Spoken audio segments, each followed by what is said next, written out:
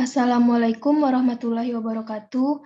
Sebelumnya perkenalkan nama saya Bunga Permatasari, NIM 20043774 dari Program Studi Akuntansi Universitas Negeri Padang.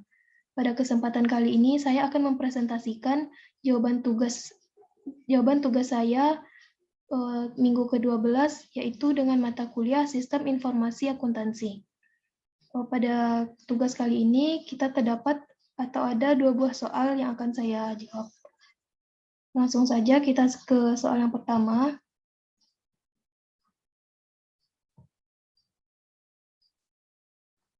Yaitu permasalahan 20.9 buku Romney halaman 750-751. Sejumlah bisnis biasanya memodifikasi atau mengganti sistem informasi keuangan mereka agar tetap selaras dengan pertumbuhan bisnisnya dan memperoleh keuntungan dari peningkatan teknologi informasi. Hal tersebut memerlukan komitmen waktu dan sumber daya yang substansial. Ketika sebuah organisasi mengubah sistem informasi akuntansinya, sebuah analisis sistem dilakukan. Yang menjadi pertanyaannya yaitu yang A, jelaskan tujuan dan alasan untuk melakukan survei atas sistem yang ada milik sebuah organisasi. Yang B, jelaskan aktivitas yang umumnya dijalankan selama analisis sistem. Yang C, analisis sistem sering dijalankan oleh sebuah tim proyek yang terdiri dari seorang sistem, seorang akuntan, dan orang-orang lain yang berpengetahuan dan dapat membantu. Apakah peran akuntan manajemen dalam analisis sistem? Kita langsung ke jawaban yang A, yaitu tujuan dan alasan untuk melakukan survei atas sistem, diantaranya yaitu yang pertama, untuk mendapatkan pemahaman tentang sistem yang ada dan bagaimana fungsinya. Yang kedua, untuk menentukan kendala dari sistem yang ada saat ini. Yang ketiga, untuk menilai kekuatan dan kelemahan dari sistem yang ada dan untuk mengidentifikasi masalah yang perlu diselesaikan. Yang keempat, untuk memberikan ide-ide desain untuk sistem baru dan untuk mengidentifikasi sumber daya yang tersedia. Yang kelima, untuk memberikan informasi tentang kebutuhan informasi pengguna.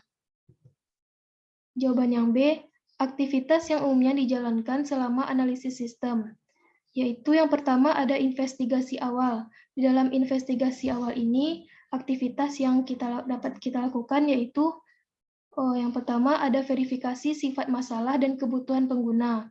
Yang kedua, kumpulkan informasi yang diperlukan untuk mengevaluasi kelayakan permintaan.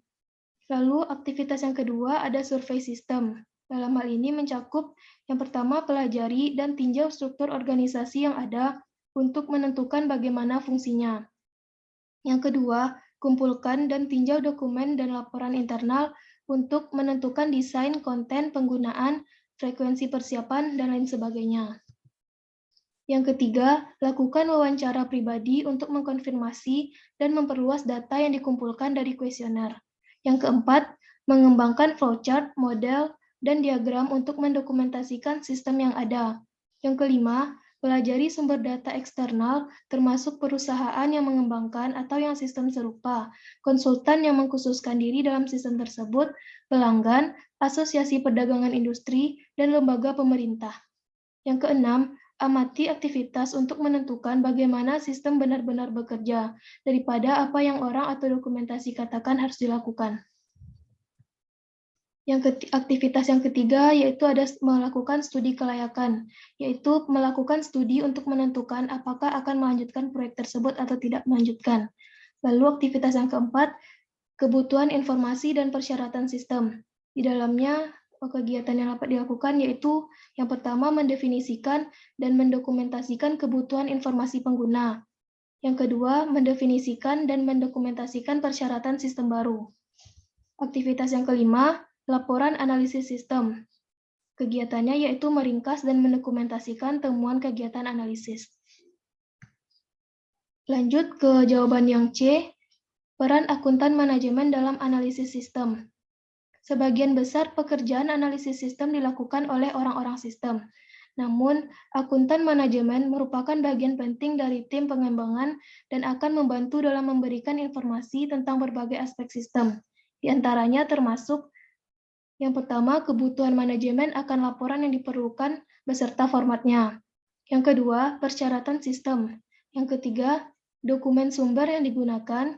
Yang keempat, relevansi, keandalan, dan ketepatan waktu input atau output data. Yang kelima, pengendalian internal yang ada dan yang harus dimasukkan ke dalam sistem baru atau yang didesain ulang. Pertanyaan yang kedua yaitu permasalahan 20.12 buku Romney halaman 752 sampai 753.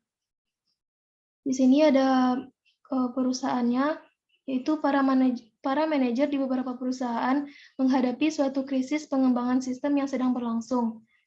Departemen Sistem Informasi mengembangkan sistem yang tidak dapat atau tidak akan digunakan oleh bisnis. Inti dari permasalahannya adalah sebuah pemisahan besar yang memisahkan dunia bisnis dan dunia sistem informasi. Beberapa departemen sepertinya akan mampu atau siap untuk melewati jarak ini. Satu alasan krisis tersebut adalah bahwa banyak perusahaan mencari cara untuk meningkatkan sistem yang sudah ada dan kuno atau membangun yang baru. Alasan lainnya adalah penggunaan yang luas atas sistem berbasis PC yang telah menimbulkan ekspektasi berlebih dari pengguna yang tidak dipenuhi Departemen Sistem Informasi. Para pengguna mencari aplikasi yang lebih kuat daripada yang tersedia pada sejumlah sistem yang lebih tua. Biaya pemisahan besar ini dapat menjadi kerugian. Sebuah perusahaan kimia di East Coast menghabiskan lebih dari $1 juta untuk sistem penganggaran dan pengendalian yang tidak pernah digunakan. Keahlian sistem departemen tersebut adalah kesempurnaan teknis, bukan anggaran. Hasilnya, sistem baru tersebut sepenuhnya kehilangan tujuan ketika digunakan untuk memenuhi kebutuhan bisnis. Sebuah bank Western menggunakan sebuah alat komputer Aided Software Engineering atau CAS mahal untuk mengembangkan sebuah sistem yang diabaikan para pengguna karena tidak berbantuan komputer yang mahal untuk mengembangkan sistem yang diabaikan para pengguna karena tidak adanya perencanaan desain. Seorang analis senior di bank tersebut mengatakan mereka membangun sistem dengan benar, tetapi sayangnya mereka tidak membangun sistem yang tepat. Yang menjadi pertanyaannya ada 4. Yang A, apakah pemisahan besar dalam proses pengembangan sistem? Apa yang menimbulkan jarak tersebut? Yang B, apa yang akan Anda sarankan untuk menyelesaikan krisis informasi ini? Yang C, diskusikan peran seorang desainer sistem, manajer bisnis, dan pengguna akhir yang dapat diambil untuk mempersempit pemisahan besar. Yang D, siapa yang memainkan peran paling penting dalam pengembangan sistem yang efektif? Jawaban yang A, pemisahan besar adalah kesenjangan antara kebutuhan informasi dari manajer bisnis dan informasi yang dihasilkan oleh sistem informasi. Kesenjangan besar tersebut terjadi karena hal-hal berikut. Yang pertama, yaitu banyaknya sistem yang sudah ketinggalan zaman dan tidak menghasilkan informasi yang dibutuhkan. Yang kedua, para pengguna akhir yang berpendidikan lebih baik menuntut sistem informasi yang lebih kuat dan hasil yang lebih baik dari sistem informasi yang tidak berkinerja. Yang ketiga, komunikasi yang buruk di antara perancang sistem, pengguna akhir, dan manajer bisnis menghasilkan pengembangan sistem informasi yang tidak efektif. Yang keempat, orang-orang yang tidak mengerti sistem informasi operasi dan manajemen bisnis. Jawaban pertanyaan yang B, saran untuk menyelesaikan krisis informasi ini, langkah pertama dalam desain sistem yang efektif adalah analisis bisnis yang menyeluruh untuk memahami bagaimana bisnis beroperasi dan bagaimana fungsi bisnisnya berhubungan.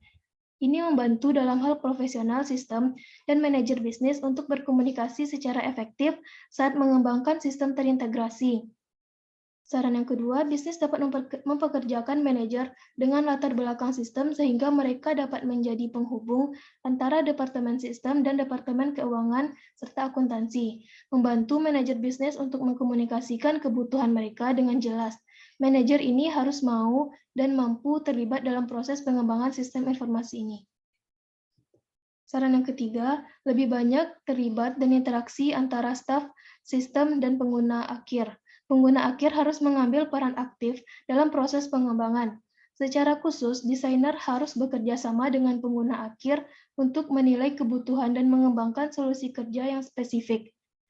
Yang keempat, pendekatan yang lebih terintegrasi untuk pengembangan sistem yang melibatkan semua pihak yang diperlukan, desainer, programmer, manajer bisnis, dan pengguna akhir.